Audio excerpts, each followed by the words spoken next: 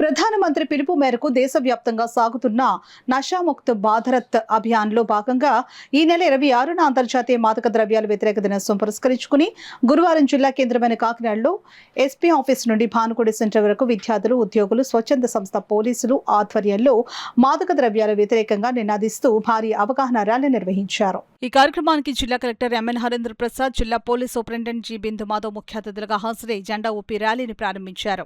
అనంతరం భానుకోడి సెంటర్లో ఏర్పాటు చేసిన బహిరంగ సభలో జిల్లా కలెక్టర్ హాజరై యువత, ప్రజల చేత మాదక ద్రవ్యాలకు వ్యతిరేకంగా డ్రగ్స్ నిర్మూలనకు దృఢ సంకల్పం చేపడతామని ప్రతిజ్ఞ చేయించారు. ఈ సందర్భంగా జిల్లా కలెక్టర్ హరేంద్ర ప్రసాద్ ప్రజలను ఉద్దేశించి ప్రసంగిస్తూ జిల్లాను డ్రగ్ ఫ్రీ కాకినాడగా మార్చడానికి యువత, విద్యార్థులు అంతా ముందుకు రావాలని పిలుపునిచ్చిన ఆయన సమాజంలో యువత మత్తు పదార్థాలు, మద్యపానానికి బానిసలవుతూ ఉండడంపై తీవ్ర ఆందోళన వ్యక్తం చేశారు. జిల్లా ఎస్పీ బిందు మాధవ్ మాట్లాడుతూ మాదక ద్రవ్యాల నిర్మూలనకు తాము 3 అంచెల వ్యూహంతో ముందుకు వెళుతున్నామని స్పష్టం చేశారు.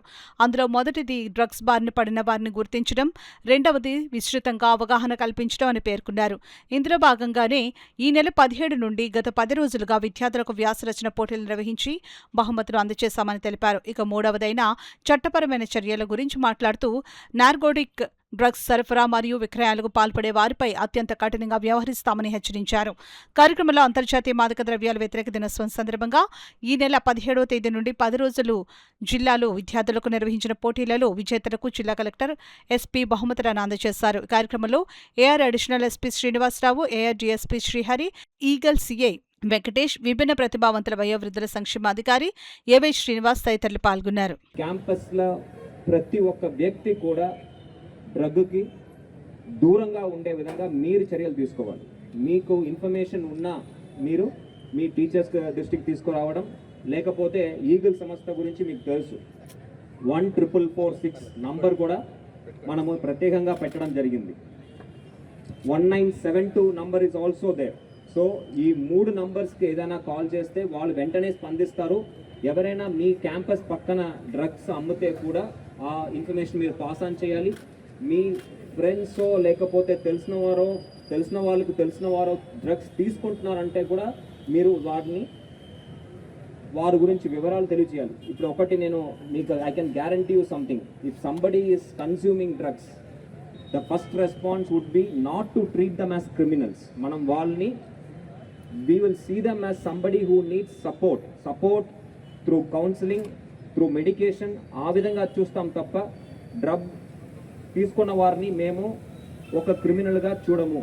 వారికి కావాల్సిన కౌన్సిలింగ్ ఇచ్చి మన జీజీహెచ్లో ఉన్న మన రీహాబిలిటేషన్ సెంటర్లోనే వాళ్ళని వారం కావాల్సిన, నెల కావాల్సిన అక్కడ ఉంచి వాళ్ళకి కౌన్సిలింగ్ ఇచ్చి, మందులు ఇచ్చి వాళ్ళు పూర్తిగా రికవరీ అయ్యే విధంగా చర్యలు తీసుకుంటామని సామూహికంగా తెలియజేస్తున్నాను. కాబట్టి మీకు ఉన్న సమాచారాన్ని మన ఈగల్ సంస్థకు కానీ, పోలీస్ వారికి కానీ, మీ ఇన్స్టిట్యూట్ యొక్క సిబ్బంది, ప్రిన్సిపల్ కానీ, మీ హెచ్ఓడికి కానీ వాళ్ళకి మీరు తెలియచేయవలసిగా ఈ సందర్భంగా కోరుతున్నాను.